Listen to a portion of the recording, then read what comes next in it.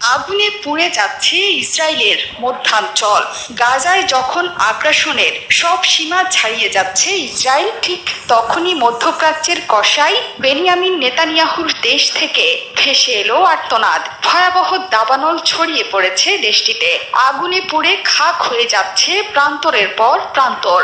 আগুনের তীব্রতা আর বাতাস এতটাই ভয়ঙ্কর হয়ে উঠেছে যে নিমিষেই বেশ কয়েকটি শহরে ছড়িয়ে পড়েছে দাবানল।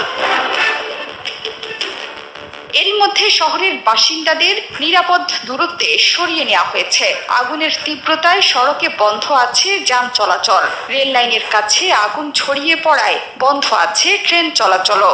এমন পরিস্থিতিতে অ্যাডহক কমান্ড সেন্টারের জরুরি বৈঠকে অংশ নিয়েছেন ইসরায়েলের প্রধানমন্ত্রী বেনিয়ামিন নেতানিয়াহু। গণমাধ্যমগুলোতে বলা হয়েছে, মধ্য ইসরায়েলের মোসাফ দারুমের কাছেই প্রথম